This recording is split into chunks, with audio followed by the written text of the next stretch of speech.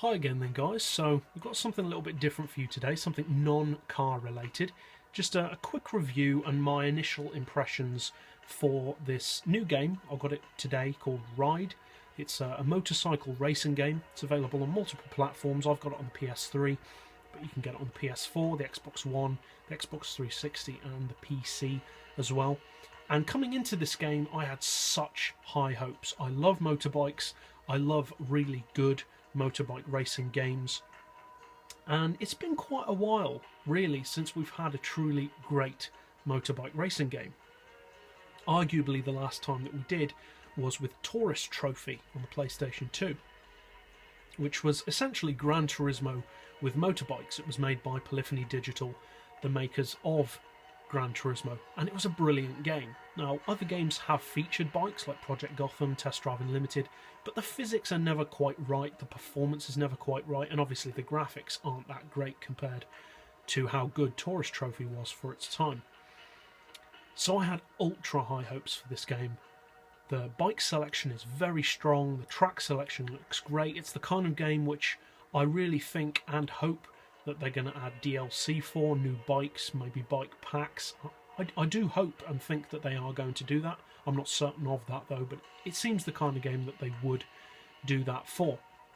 When you first start the game, the music, or the ambient music in the background was very reminiscent for me of Test Drive Unlimited, the first one, and that was cool. It really put me in a good mood for the game, bringing back those great memories of Test Drive Unlimited.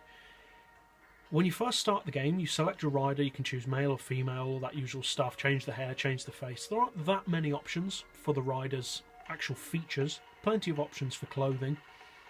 You can choose like whether you want him to be racing or casual. This one that I've got is just casual, he's got the jeans on, etc.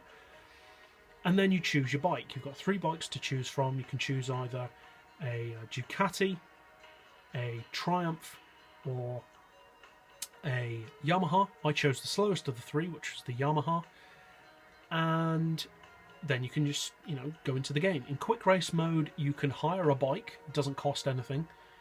Kind of stupid calling it hiring a bike, but there you go. Where you can ride bikes such as this one that you can see here, the Lightning LS218, fully electric, fastest production bike in the world, that I don't actually own, but you can ride it in quick race. And I went into career mode with really high hopes. First race I entered, or actually before the first race I entered, within the first half an hour of being on the game and doing all the options and all that kind of stuff, I encountered a menu glitch wherein my rider, in this particular menu here, his body was halfway submerged into the ground and his head was separated from his body and was at the top of the screen. Now, that doesn't really affect gameplay, so I don't really care that much. But this game's been out for a while now, and I had to download an update as soon as I installed the game. So you'd think that they'd have ironed out stuff like that by now. And also, as a side point, you can't really see from this video, but the graphics on this particular bike are not that great. It's very grainy, the textures are off, to be honest, and it doesn't look as great as the pictures that you see, or that they show you, for instance, on YouTube in the official trailers. Now, obviously, they're never as good as the official trailers, but I was surprised how bad the graphics for this bike actually are. They really are bad, to be honest. Now, for the other bikes, they're not. Just for some reason, it's just this particular bike. But when I did enter my first race, I noticed a couple of things. First thing I noticed was I put the settings on to have AI as difficult as possible, because I have extensive experience with motorbike racing games. I'm used to playing them, Tourist Trophy, Test Drive, Project Gotham, etc. So I put it on the hardest difficulty and I expected to wipe the floor with the AI. That didn't happen. I lost. So I started again and lowered it a bit. I went from real, which is the hardest, to hard, then to medium, then to easy, and eventually I had it on very easy. And maybe it's just me, but the very easy setting on this game is not very easy. The AI is completely retarded. They have no regard for the racing line, no regard for you as a rider. They will smash into you on the way past. Somehow they never fall off of their bikes unless you specifically drive into the side of them. And even then it's usually you that ends up worse off. You cannot stop them from overtaking you. and they somehow have faster bikes than you. Now obviously AI always cheats to some degree, but I've never seen it in a bike game quite as bad as the AI on this game. It really is bad, and I hope that they update the AI, because at the moment it is infuriatingly bad.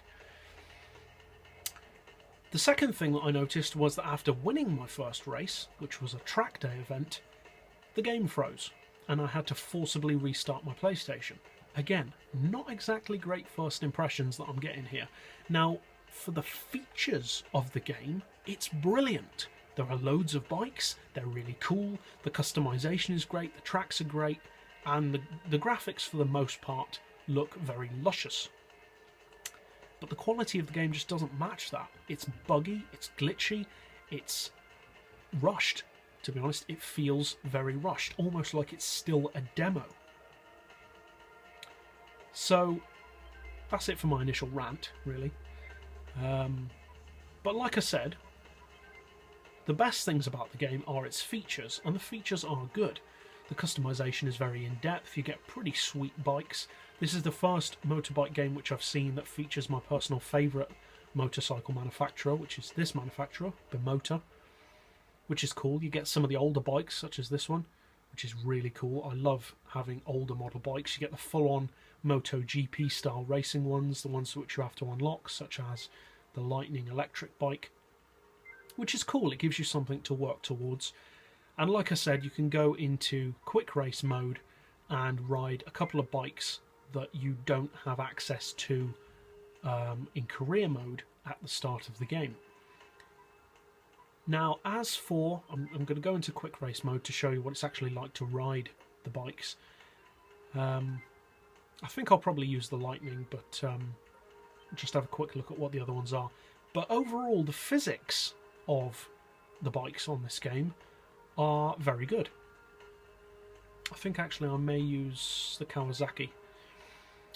The physics are very, very good, and that is key. If the physics are off, then your whole enjoyment of the game will be off. No, I don't want leaderboards. Back. Thank you. If the physics are off, then your enjoyment of the whole game will be off. Now, another point that I need to point out, others have pointed this out before, but the loading times on this game are very, very long. It feels like an eternity to load the game.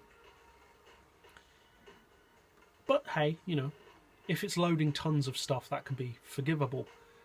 And as I was saying about the physics of the riding are very good. The brakes have a lot of feel.